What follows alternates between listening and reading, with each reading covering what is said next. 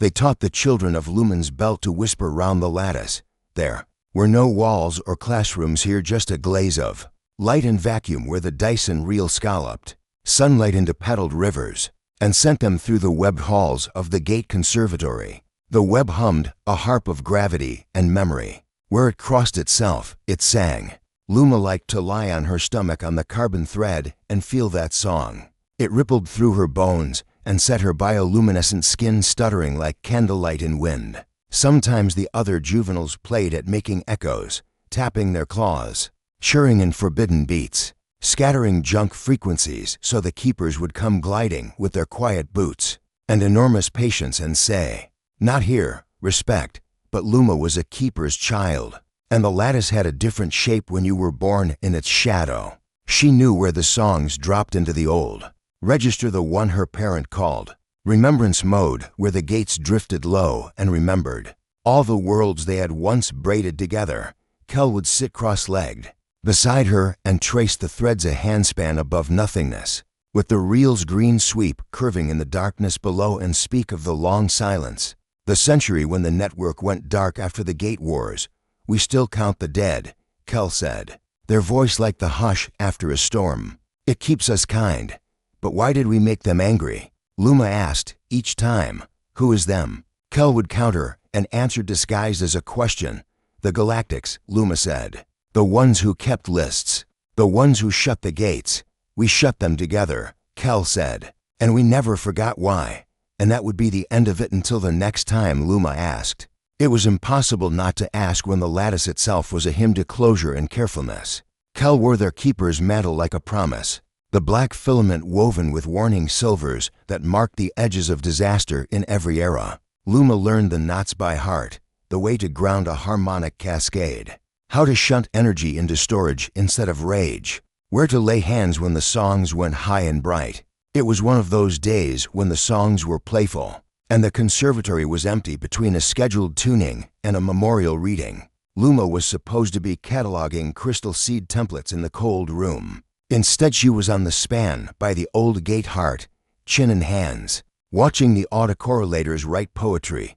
The gate heart was not really a heart, but all the old words were wrong too. It was a closed organ, a room without walls, a condensate of shaped space where paths could fold and twist and learn to find each other again. It hung between pylons like a drop of patient rain, once blanketed in interdictions. Now idle but not asleep, Luma hummed. The lattice answered. She hummed again, richer, because making the song's answer felt like pulling off a magic trick. The gate heart quivered. She pressed both palms forward, letting her palms' ciliated pads drink the surface metrics the keepers called taste. Something bitter and old colored her tongue, something that smelled like a long-closed cupboard. Her skin shimmered blue with thinking.earth. The word flickered in the watchdog cache, a legacy tag from the Gate Wars. Luma had read the plaque in the Remembrance Hall, a name with a directive. She liked names. She fell asleep whispering star names sometimes, watching her skin flash them back in tiny color codes. Earth, the plaque said, was one of the quarantined worlds, the ones the conservatory kept sealed for grave reasons. She was too young to study without a keeper's eye. Her jaw worked. The cache unscrolled an old map, topology frayed, pathways cut, but there, impossibly, a route through culverts and cul-de-sacs, like a stream that remembered where it used to run. The path to Earth had been tied off. It shouldn't sing, but the lattice hummed with it today, a low marginal ache. A thread tugged from the underside. Luma knew the rules. She did, but curiosity is a direction and not a rule. It opens you. There was a diagnostic mode. It made copies. It ran songs at toothpick amplitude, ink dots on a mountain. It couldn't possibly open anything. She slipped the maniple over her wrist. It was oversized Kel's old one, wrapped twice and locked. The lattice sniffed her signature and murmured compliance. She breathed out until her body felt small and quiet, and tucked the diagnostic into the forgotten path, just to hear what note might answer. The note was not a note. It was a cry. A gate that has hungered for a century will lunge when it smells a rote. The maniple heat spiked against her wrist. The drop of patient rain flared to a blade, and then a wound, and then a door. The lattice didn't sing anymore. It howled, Luma yanked her hand back, heart stuttering.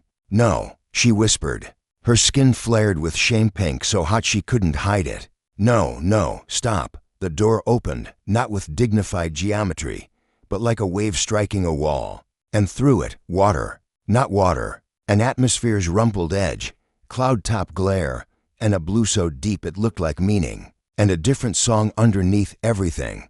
A world plane hum pinned by thunder. She saw the curve of a planet, colors and textures, gold deserts, a green bruise of land, white scrolls. She had never seen a world like it. Lumen's belt was built and braided and fed by a daystar on a leash. Earth was old and messy and full. Behind Luma's shoulder, boots caught the span. Kel's voice, "Luma?" She started. But another voice climbed the scream of the lattice. An alert, not in the conservatory, but somewhere else, the network's outer shell. Traffic, flagged. An object using the new wound as a current. 2, 6, 20 dot, and on the other side. On that blue curve, very far and also suddenly too close, the first dead. The counting began before Luma knew whose voices were doing the counting. "Close it." Kel's hands were on her shoulders. They pressed without anger, without permission to panic. "Stop singing." "Luma, quiet." Luma's heart crawled into a fist behind her ribs.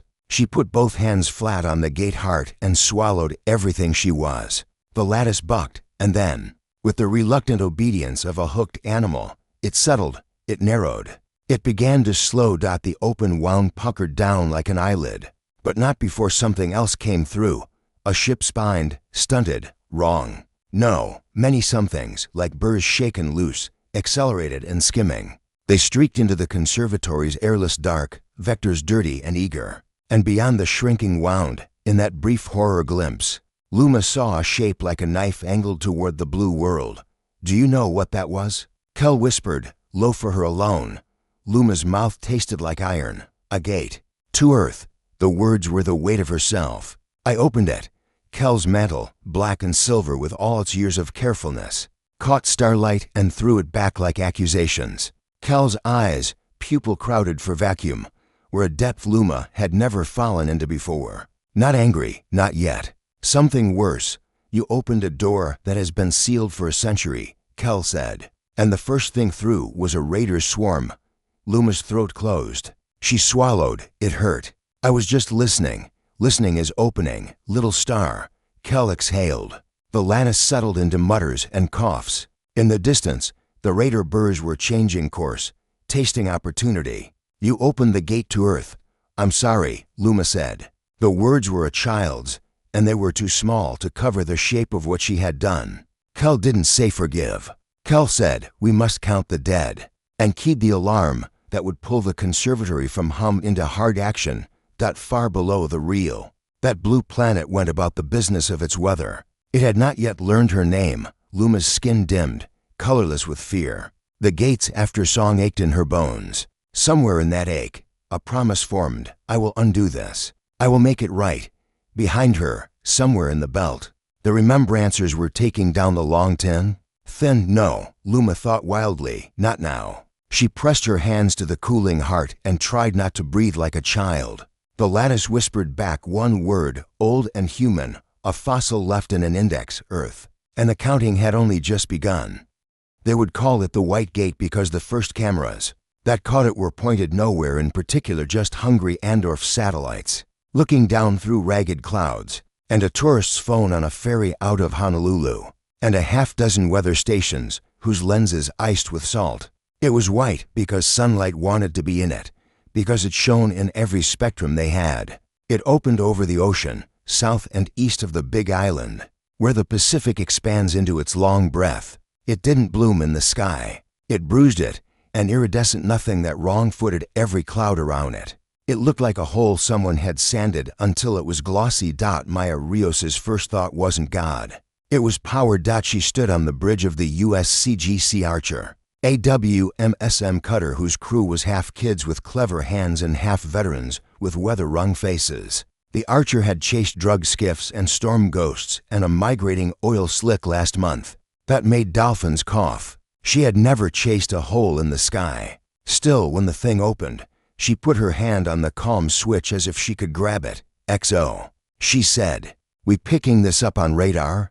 The first mate, Lazo, didn't look up from the scope. "We're picking up God," he said softly, proving Maya was not the only one with stupid thoughts. "Range, somewhere between right there and 100 miles. "Sir, it's not. It's not how it works. Nothing is how it works," Maya said. She listened for the weird shift in a ship when the sea goes from friendly to not. The Archer rode steady, sensors complaining in a way that felt like the start of a long argument. "Get me HNL and a patch to Pacria."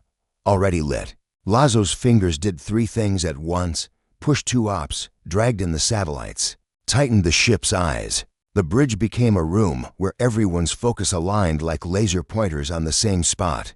Maya might be a cutter captain, but she'd grown up on a second-hand laptop in Homestead, mining space feeds for anything that meant escape. You learn a certain smell, not of ozone, but of math. She smelled it now like an equation squirming to hold a shape. The white gate was not a storm, not a vortex, not a launch. It was a wound in the world that didn't bleed but shone. Around it, the clouds knotted into coils, and then, as they adjusted to whatever the gate demanded, they smoothed like someone had run a thumb along their edges. Unidentified aerial aperture. Pacria said in 3 different voices within 2 minutes. By then NOAA had already chimed in with, "We're seeing anomalies," and FAA had said, "Don't you dare," and someone at US BAM said, very calm, "We are classifying this a foreign incursion until proven otherwise," which was the bureaucratic way of asking every instrument to please wake up screaming. Maya watched sunlight crawl along the gate's rim. Something inside it had a texture like stretched glass. A wave far below shouldered and slumped against another as if confused about which tide to keep. A deckhand named Vu, who had a 3D printed wedding ring and a 6-month-old baby who liked to chew on his eyebrows, whispered, "Is it? Is it going to fall?" "If it falls," Maya said, and didn't finish, because there were only so many useful words for this. She felt the Archer under her boots, the quiet of the engines, the steady complaint of the ocean. She did not feel afraid. She felt like someone about to sprint even though she didn't know where on Oahu. Samir Patel was teaching an undergraduate class when the gate opened. The undergrads were half awake, high on beach, tired on calculus. He was drawing an interference diagram with his camel hair brush marker. Because chalk hurt his lungs, the line he drew refused to be a line. It jagged, as if the world had gone briefly to granular for smoothness. He looked down at the marker. Then the classroom buzzed the mosquito sound of every phone blooming with the same alert, news. News, emergency, an amber scream note on top of it all. Some of his students cheered. He loved them helplessly for that. "We're adjourning," he said into the buzz. Go somewhere safe. If safety is a thing." He smiled because it's what humans do when they need to keep other humans from catching their fear. "I have no idea what that is." He walked outside and Honolulu's Sky had a second center where the gate drank at the university's physics department gathered the way the ocean gathers foam, unpredictably and near every available lip. Samir found himself on the roof, because a student had a key and because academic buildings always hide one door. That leads to the roof, a criminal invitation. It was not the best vantage, but it was theirs. Dr. Patel, a journalist he knew only from 3 years of friendly emails materialized with a camera, and a mask around his neck, and the same new wildness in his eyes everyone had now. "Are you seeing this?" Samir looked at the white gate and thought, "It's not white. It's just too many frequencies for me to believe in any of them." "I'm seeing it," he said. "I'm not, however, understanding it, is it?" "A black hole?" the journalist asked, sounding like a man asking the door to be his friend. "If it were a black hole, we would be experiencing a different category of bad day." "What kind of bad day is this?" "The kind where we hold off on metaphors," Samir said. "I'm sorry. That will be my answer until I can be more than a mouth." On the Archer, the white gate trembled. The trembling wasn't in the air. It was in the mathematics. The Archer's newly borrowed instrument package bounced from a NOAA ship that had thought it was having a vacation tried to make of it. The NOAA gear said, quietly, "This is a constrained manifold coupling to regions of spacetime, and my God, someone made a door. And also I am not paid for this." Maya said, "If it is a door, it opens to where?" Then the first thing came through. The cameras caught it in enough pixels to later sell as tourist prints. They would name them later the class of ship, the make, the origin, and they would all be wrong until the Galactics produced the correct nouns. What mattered now was that it had the shape of predation, a long hull like an undernourished shark, sails that weren't sails, but manipulation surfaces like an art project that learned how to claw.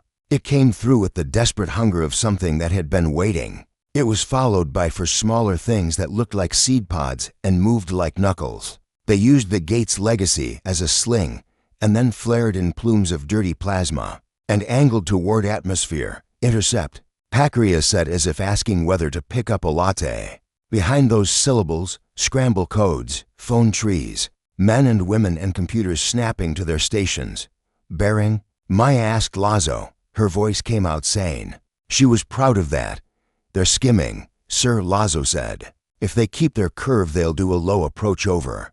Christ over Hilo. US BAM says stand by, the radio said, which in this moment meant please do something and also wait for permission forever. The Archer was a cutter with a 57mm gun and for 0.50 seconds and a drone that was better at finding capsized fishermen than space invaders. Maya said, we are a sensor platform unless they come to us. Keep eyes on. The Raider's leading edge bit the upper atmosphere. Its wake smeared like oil on glass. It altered course slightly, the way a shark twitches when it smells a new blood. The first seed pods spread. On the roof in Honolulu, Samir watched a contrail write a wrong new letter. His phone vomited alerts. Unidentified craft over the Pacific. Shelter in place. He thought of his mother calling, and then his mother called. Beta, she said without preamble. I am watching the sky on the news, and it is in your sky. I am watching, Ma, he said. I am on a roof doing the opposite of sheltering in place. Get off the roof, she said, in the tone of a woman whose son had once leapt from a mango tree and broken his arm, and then sat very still trying to convince the universe the bones would go back on their own. This is not a mango tree, okay, he said. Come to campus. The geology basement is concrete and old and very boring. You will meet me there, she said. It wasn't a question. On the Archer, a voice broke into their frequency that did not identify itself. It wasn't in English. It wasn't in anything. It was a wash of sound with a rhythm that wanted to be language. Vu touched the sensor pod. Sir, that's the gate. That's noise from the gate. Mute it, Maya said, and then, realizing that information was oxygen, amended, no split it. Have to record, have to analysis, on it. The white gate flickered, as if someone on the other side had put a hand over a candle. Its ream shuddered, a structural resonance like a train seen from a long distance. And then, very suddenly, a small thing fell out of it. Small relative to the Raider, not small relative to a person. It was the size of a pickup truck. A seed pod with its shell half burned, its body sparking. It came down hot as an argument. It hit the ocean. The splash rose like an accusation. The pod bobbed and then began to sink. Maya said, plot intercept. We are no longer a sensor platform, Roger, Lazo said. His voice had that new microtremor that meant his blood had moved up into his eyes. Helm, bring us. The Raider turned its knife face toward the sun and then began to fall in earnest.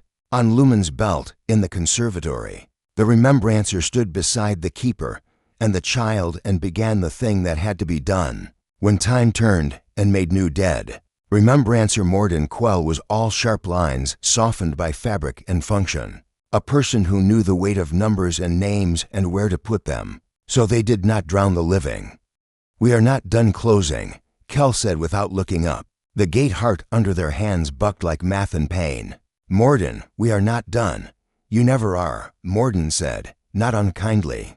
He took out his stylus. It was old-fashioned and ostentatiously analog in a room full of singing machines. He recorded the time, the place, the act that opened the future. Please confirm the following. 1 gate event, unauthorized. Destination, Earth. Transit, hostile incursion unknown. Raider's signature, multiple objects. Origin, unknown. Initial casualties unknown. Luma's breath hitched. No casualties. Not yet. She said it as if saying it could make it true. Something inside the new door had cried like a flute. She had heard it. What if it had been a plea, and not a warning? What if she had let monsters into a plea? Morden's eyes slid to her. They were dark and not unkind. Child, the first casualty is always time. She wanted him to be cruel. It would have made disliking him easier. Kel's hands dug in. The heart obeyed. The gate on Earth's side, she could feel it across the light years metered in math contracted. But it was like closing a door when the house was on fire. Air rushed, and new pressures made their own new problems.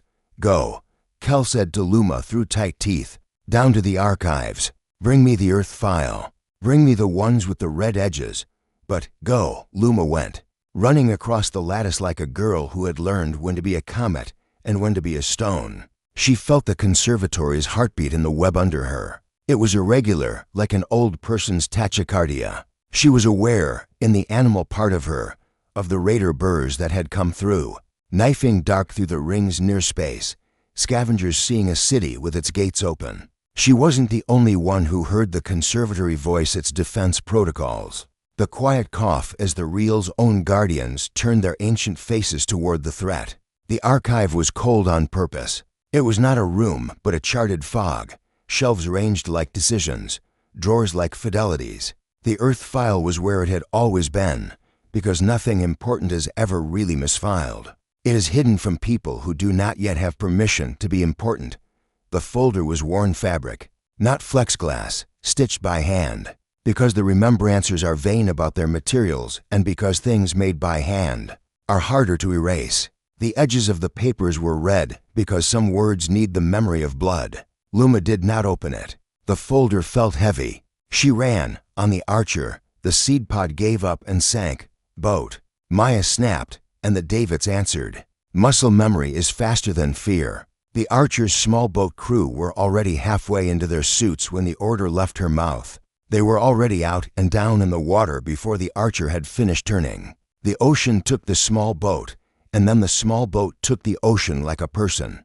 Who knows how to knead bread? Vu said. Dropping a locator, Maya said, their big brother is still coming. The raider was coming not like a ship, but like an argument that thinks it is a song. Its skin darkened, and then brightened not with heat, but with something else. Around it, the air wrote new rules briefly, and then forgot them in the rushing. It was not aiming for a runway or a dock. It was aiming for the space between. Intercept inbound, Packeria said. F-22's out of Hickam. ETA, 2 minutes. 2 minutes is a long time if you are arguing with physics. The Raiders' seed pods popped parachutes that were not parachutes, but nets for drift. One of them caught wind wrong and flipped. It cartwheeled into ocean like a child's toy. Another blossomed neatly and set down like a hawk on Honolulu's roof. Samir watched a dark flex cut white contrails toward the gate. He felt the old child inside him do a thing with his ribs: pride, fear, a proprietary joy. He had been 12 when a shuttle had landed for the last time. He had stood in a school gym and watched with strangers, cried in a way he barely understood. The way you cry when someone leaves a room and you know they will never return in that shape. Beside him, a grad student whose name he was going to learn as soon as they stopped pointed to the sky and said, "Wrongly, they can shoot it. Perhaps," he said automatically, "depending on what it is. Perhaps not. Perhaps they can shoot the it that's coming through the other it." "Sir," the student said, because sarcasm meets prayer and calls it sir. "Is this safe?" "Safety is a number between 0 and 1, Samir said. And then he took his own advice and went downstairs. In the conservatory, Luma slammed the Earth folder down at Kel's knees. Kel didn't look up. Their hands were in the gate heart to the wrists. Their tendons stood out like the tense lines of the lattice itself. "Read to me," Kel said. "Red edges first. Read the warning aloud. We will remember why we closed it." Morden's stylus paused. He did not like to interrupt, but he did like to correct. "We closed it," he said, "because the Galactics counted the dead and decided the living were not ready to stop making more." "That is what you say when you want to make it tidy," Kel said, and in their voice Luma heard years of arguments that had not gone tidy at all. Luma opened to a page whose edges had eroded with being turned by men and women who did not want to forget a single syllable. She read, The letters were a strange slanted script that the conservatory taught Covenant keepers, and her mouth shaped sounds that came from a world she had never seen. This world, she translated, halting at first and then faster as the cadence caught her, is rich in bioactivity and cultural dynamism. It has not resolved internal resource distribution equitably. It displays a strong bias toward tool-making, competitive expansion, and myth. It has repeated cycles of self-wounding and self-repair. She faltered. The next sentence had a black line through it. It is, Morden said, from the cool side of the room. It is us. If we had not had the Gate Wars to teach us anything at all. Kel said nothing. The Gate Heart's song changed timbre the sound a bowed string makes when the player leans into feeling. Kel breathed, slow and thin. We closed it not because they were monsters, they whispered, but because we had made a network they would eat and be eaten by, and because we were monsters too, and we wanted to put our teeth down. Luma imagined teeth. Hers were blunt, herbivore tools, a child's. The Raider ships had a different sort of mouth. On the Archer, the F-22s made their pass. They did not shoot into the gate. They shot at the Raider and the seed pod that was trying very hard to become terrestrial. The missiles met a skin that had practiced for this. The impact made the sound of a thunderhead deciding it was done with poetry. The Raider flinched. It was not afraid. It did not have fear. It had something 1 degree to the side of fear, the memory of damage. It altered course. It had thought to scoop lightly, to gather metadata and meet, to learn how this world carried weapons. It now knew something else. This world bit back with fast little teeth, and would make a difficult farm. Lock 2. A pilot said with a voice so flat it had to be balanced on purpose. Fox 3. The second missile did not perform like the first. It hit a seam that was not a seam but a calculus's mistake. The Raiders' left manipulation surface tore. It bled light. It decided it wanted the sky. Less than it wanted not to be a dead example. It turned away from Honolulu and from Hilo and from every human proper noun and ran for the White Gate like a thief who had remembered a back door. Don't let it back in. Someone shouted on every channel.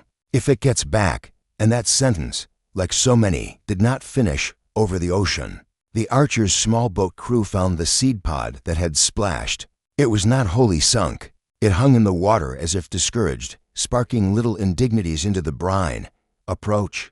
The coxswain radioed. Approach, Maya said. No heroics. If it stays down, let it. If it pops teeth, back off, and let me be the only idiot on this frequency. The small boat edged in. A seaman named Ada leaned with the hook, not touching, just ready. The pod's skin was a color that water could not decide whether to reflect. It was dimpled with the scars of re-entry. Along one side, a seam had buckled. Water belched from it like a drunk being polite. Ada said, It's opening. There's a kind of silence that only happens at sea. It is not quiet. It is the ocean holding its breath around something that could be a berth or a gun. A hand came out. Not a human hand. It had 3 long digits and a thumb-like symmetry that made Ada's heart do that funny thing. The flip when you find yourself in a story and realize you still do not know the genre. The hand was small. The fingers splayed against the air like someone learning to push it. Ada made a decision very quickly because she was 23 and had not yet learned to put time around every choice like bubble wrap. She leaned and caught the hand in the crook of her hook and then slipped the hook away and took it in her real hand. It was slick and too hot. It squeezed hers with shocking relief. Sir, the coxswain whispered. We have a survivor. We have an alien. Bring it aboard, Maya said. And only later would she realize the pronoun she used and wonder why. They lifted the pod's lid entirely. The hinge protested. Inside, the air smelled like metal and salt and the breath of someone who had run a very long way on small legs. The thing inside was curled tight, wrapped in a harness that had become a prison. It had skin not like the Raider's hull, but like something that remembered moons. It glowed in embarrassed pulses, blue and green and panic-pink. Ada said. Because she had a baby who drooled on eyebrows. Hey, it's okay. The alien uncurled. Its eyes were black with too much pupil. It was the size of a 5th grader. It was some part of Maya's brain recorded with terrible professionalism. A child, sir. Ada said on a different channel, one that skipped the part of the ship where the men making the plans might say no. It's a kid. On Lumen's belt, Luma said into Kel's shoulder, there's a child down there. Kel closed their eyes. There are many. But yes, the pod wasn't a weapon. It was a lifeboat. A call. Morden raised his eyebrows infinitesimally. Do you know that, or are you giving your guilt a narrative? Remember, answer, Kel said, very evenly. Count carefully when you count me. Morden inclined his head. Always. The Archer's small boat brought the child aboard. The alien sagged onto the deck with the peculiar abandonment of the rescued. It looked at the ocean as if at a creature it had heard of and never met. It made a sound that was too complicated for one throat. It made another that sounded like a name sitting next to a sob medical. Maya called, and the corpsman came at a run with a kit that would be holy. Wrong for whatever this body needed, and also exactly the right thing because kindness belongs. In every kit. The child flinched at the corpsman's glove and then leaned into it. Above them, the raider clawed for the white gate and almost made it. The F-22s did not fire. The rule do not shoot into the hole in the sky was ringing like an alarm in their ears. They did the other thing instead, the human thing. One of them cut across the raider's path in a gesture that was part dare, part mathematics, part spite. The wake struck the raider's face and made it blink invisibly in the frequencies. Where pilots feel luck as a pressure in their gums. The raider hit the edge of the gate wrong. It ricocheted, screamed without sound, and sheared a panel. The panel spun like a broken promise and fell. The raider burrowed into the white and was gone. What now? Maya asked her own mouth. No one had an answer. On the roof of Honolulu's physics building, there was no one anymore. Everyone had gone downstairs. Samir stood alone for a moment in the heat that baked tar into religion. He looked at the gate and thought of a book he had read when he was 7, about doors that lead to wardrobes and lions and long winters. He tried to imagine what door had opened on the other side. He tried very hard to be the person who would guess right. He went downstairs and into the geology basement and put his hand on his mother's shoulder and felt her bones, the same arrangement as yesterday. The same story, rewritten by a new sky, on the Archer. The child looked up from the corpsman's hands and saw the ship's captain. It made a sound that could have been a word. It tried again, and the shape of its mouth tried to be human vowels and failed politely. Hi. Maya said, stupidly and completely seriously. I'm Maya. The alien blinked slowly, twice a camera, a thought. It pointed at itself. The motion was clumsy. Its hand shook. Lou, it said, and choked. Its skin flared and dimmed communication and color. Luma. Maya's heart did a thing she would choreograph later with jokes, so that her crew wouldn't see the way it frightened her. She nodded. Luma, she said, tasting the syllables. Okay, Luma, you're safe. This was not, strictly speaking, true. The white gate was still open. The world was still unsorted. Safety was, as Samir had said, a number between 0 and 1. But it was a true thing to say to a child. In the conservatory, the remembrancer wrote, beneath all the other tidy entries, a child has fallen through. A child named Luma. We count this among the dead saved, for now. Kel held the gate heart. We must close, they said. We must close and reopen properly, with notice, with guard. Morden, who had made a career of writing permission where none should be, said, we must count, and then we must decide how to be worthy of those numbers. Luma on the Archer, with salt in her mouth and a corpsman's glove on her wrist, looked toward the white ring in the sky that was either her doing or her undoing and whispered a string of syllables too quiet for the medic to name. They were not apology. They were a promise. They were all the same word. Home. The white gate shivered, as if it had heard something very small and was considering whether it mattered. Somewhere at a FEMA desk, a human wrote, timidly, coordinate with Navy asset. Sea Coast Guard report. Unknown non-human juvenile stabilized. Get guidance. Somewhere in a command bunker far from the Pacific, a general rubbed his eyes and said, get me every language person and stop telling me what we can't do. Somewhere in a living room in Hilo, a woman held a crying dog that did not understand why the sky burned and said out loud, because someone had to, it will be okay. Humans bit their lips. They looked at the white thing in the sky. They picked up phones. They asked their neighbors if they had extra water. They took down the good china from the shelf because it is a thing you do when you cannot find a way to hold your hands on Lumen's belt. The conservatory hummed its preventative hymns. Remembrancers turned pages. Keepers held. The counting continued. It always does. And Earth, which had always wanted a door, made a space in itself to hold a guest. The tribunal convened in a room that refused to pick a species. The chairs were abstract. The gravity made gentle compromises. The air tasted like 5 atmospheres and none of them. It was meant to be neutral, which meant it set everyone slightly on edge. No one's home. Therefore fair. A pane of living crystal displayed a slow, grim ticker. Lives lost during the White Gate event. The numbers crawled. Drowned fishermen. A Coast Guard petty officer snapped in half by a failing cable. 2 pilots lost when a Raider fragment lanced through a wing root. A heart attack on a freeway caused by panic. The ledger refused to generalize. Each entry kept its name. Morden Quell stood with the other remembrancers. A fold of black fabric draped over his arm like a shadow. He did not preside. He witnessed. He wrote. Kel stood beside Luma. Luma's skin was dim. The past weeks had taught it new colors. None of them were joy. On the other side of the room, humans. Some in uniforms with too many ideas. Some in suits with too few hours of sleep. One in a Coast Guard dress jacket whose brass had been polished by someone who cared. Maya Rios had the look of a person who had been accidentally voluntold into myth. Beside her, Samir Patel carried a briefcase like armor and a grin like a scalpel. A Galactic who wore feathers and mathematics took the center. We are not here to choose rage, they said. We are here to determine fault and future. The conservatory acknowledges opening a sealed gate. The conservatory also acknowledges closing it. The raiders who exploited the opening are dust. Their patron swarms will receive our notice in full. The question that remains is not whether fault exists. It is, to whom we will teach with it. They looked at Luma. Her name felt like a knife suddenly. Cut the room, carve the guilt, divide the path. Maya stepped forward before any keeper could frame a defense in operatic law.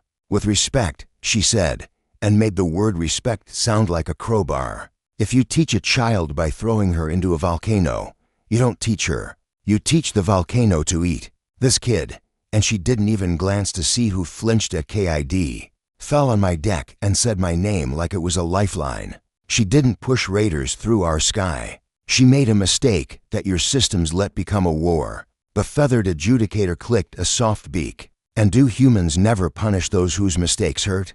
Do you never jail boys who drive too fast? Do you never hang men for fires? Maya did not look at the slowly crawling names on the crystal. We do, she said, and we spend a century regretting the wrong ones. Samir tilted his head. May I? He asked the air. He took the floor when no one said no. I am a physicist, which means everyone keeps thinking I should be in charge of ethics. This is a mistake, but it's one you're all about to make again. The conservatory had a quarantine. It was not signage. It was a spell. It used mystique to enforce math. You trusted secrecy more than fail-safes. You made a system that a sufficiently bright, sufficiently curious child could hum into motion. And then you're surprised you got a bright, curious child. He glanced at Luma. Hello, he said. I'm Samir. Your name is good. Luma's hands tightened around each other. I know, she whispered, because there are times you are allowed to be a child. Kel's quiet voice. I bear responsibility. I left an old maniple unsecured and allowed remembrance mode during unsupervised hours. I taught my child too many songs and not enough silences. They bowed their head. Silver threads in their mantles shimmered.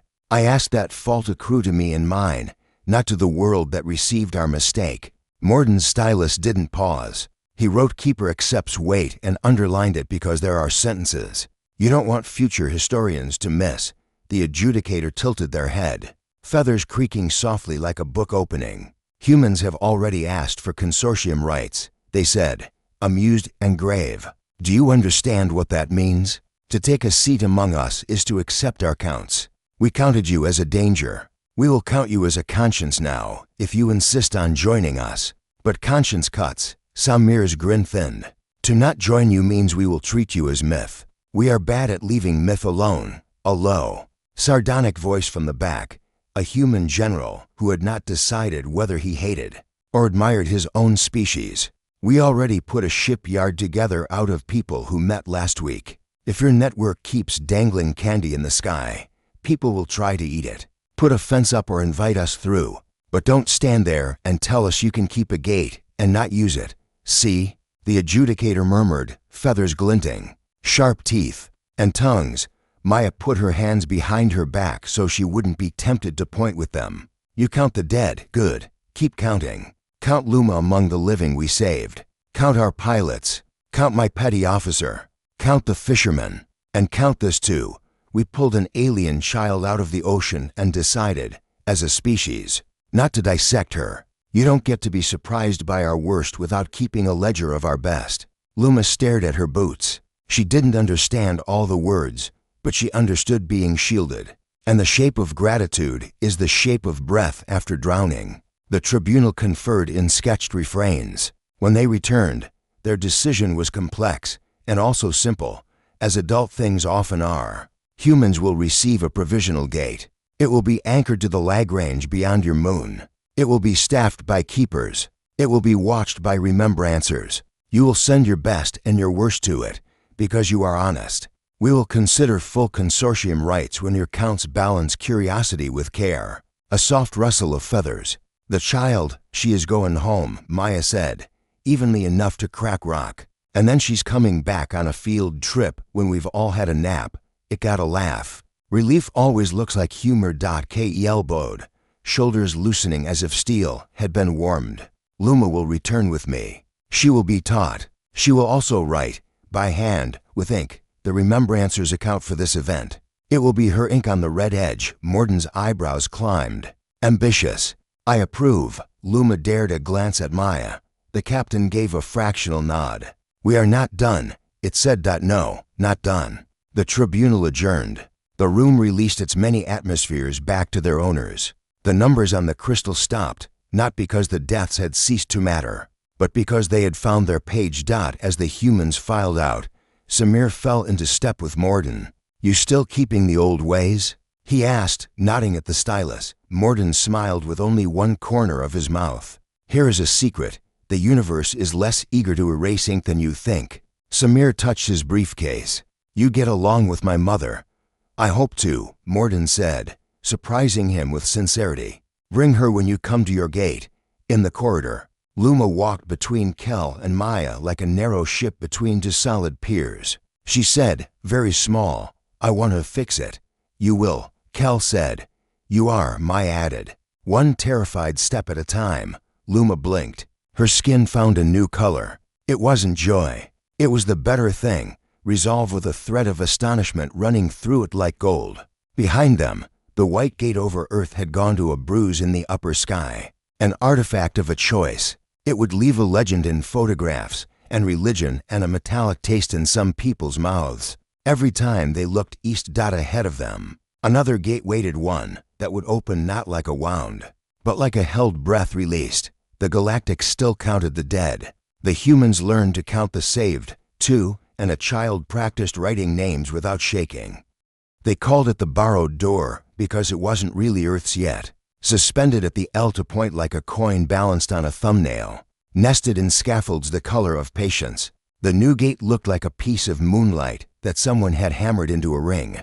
On its interior face, space had a sheen like a lake at midnight. Humanity built toward it like tide making a habit of shore. SpaceX, Roscosmos, ISRO, CNSA, ESA, JAXA, carry a dozen acronyms, 100 languages, 1,000 hands, climate scientists and machinists, priests and pilots, opportunists and altruists and all the other tribes. Artists painted it.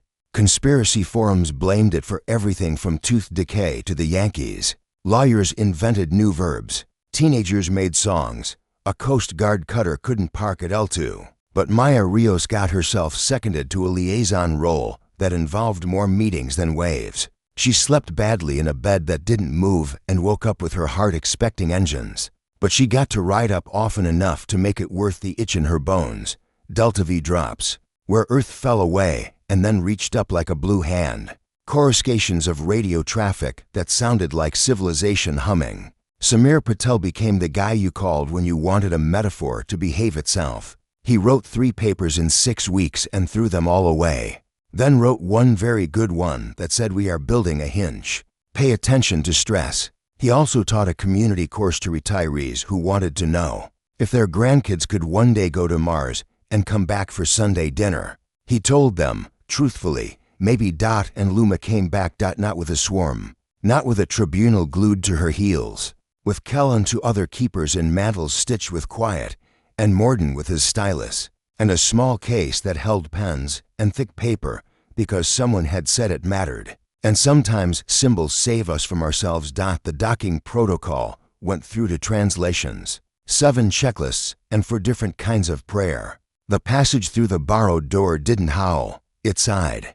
On the other side, Lumen's belt, a reel of gardens and schools and the long gleam of a keeper's conservatory, and a crowd of people who had learned the shape of the word human and wanted to meet the actual animal.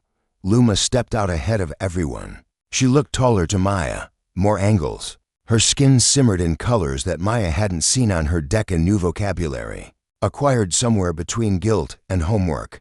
She saw Maya and startled into a pulse so bright it probably meant, oh, thank every star you are real. You came back, Maya said, and then corrected herself. You came home, Luma grinned. It was an expression not native to her face. It looked like a language she was becoming fluent in. I brought a thing, she said, and lifted the small case. For writing, Morden, amused, held up his stylus.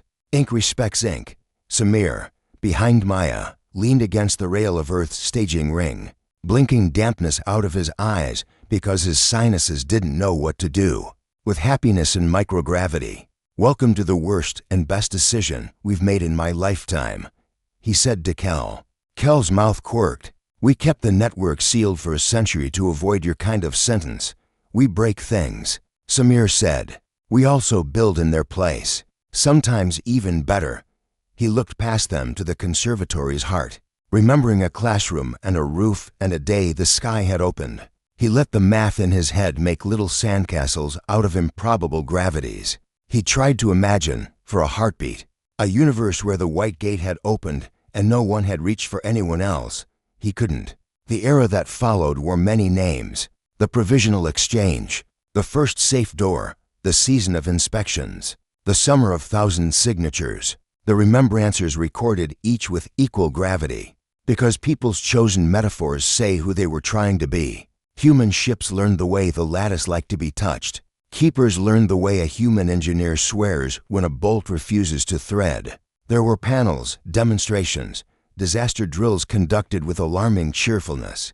The first trade good wasn't ore or exotic tech or art. It was seed, to crates of drought-hardened millet from Niger crossed with barley, from a Mars test bed, and a gift back of a root vegetable that tasted like a sweet potato, and a secret. There was a skirmish with a raider remnant that ended because for nations tight beam lasers, and a conservatory harmonic combined to make the bad math coil up and go home. A TV show about a Coast Guard captain who adopts an alien child got greenlit, and then sued for defamation by the captain on whom it was obviously based. In the quiet between emergencies and paperwork, Luma wrote. She wrote the Remembrancer's account of the White Gate event in a script that would be kept in at least 3 archives and taught to students, who would whisper this is the one the alien child wrote, and then pretend not to be moved. She wrote practice letters in English, which she approached like a scientist and an artist. She wrote, sometimes, things that were neither report nor homework. She wrote a list, which she titled Saved and Lost. With 2 columns she updated every evening until Kel told her gently she was allowed to stop. And then she kept going anyway. One day, sitting with her legs tucked under and a gravity vector set to almost Earth, to make Maya's bones smile, Luma showed Maya a page. You spell it like this? She asked, eyes huge with seriousness. She had written sorry 16 times in 16 slants until she liked the shape of it. Maya rubbed her thumb along the paper's edge so she wouldn't rub it along Luma's hair. You don't owe it to me, she said. Luma nodded, very solemn. I owe it to the names, Maya swallowed. We don't have to keep living inside the worst day. We can fold it into the better ones. Luma tilted her head. Her skin did that thread of gold color again. Fold, she said, tasting it. Like a gate. Exactly like a gate. Samir drifted by upside down, because he could, flipping a tablet between his hands like a magician. We're about to try something that will make my mother call me with new vocabulary, he announced. Which is how academics say big news. He explained to the room humans and galactics, and to journalists who had bribed their way past 3 layers of know the math of the attempt, a gentle, supervised opening of a tiny path to a dead moonlet beyond Neptune. A rehearsal for a real thing later. We will go there and back, he said, as if someone could promise that. It will not be fun. It will be beautiful. I am sorry we cannot do both at once. They did it. They really did. The gate made a polite mouth, and the small test craft slipped through and came back with dust that hadn't been touched by anything that remembered touch. Someone cried in the control room. Someone else cursed softly in Gujarati. And then the call came from topside. A raider tooth had gotten clever and found a way to nibble the scaffolds at L2.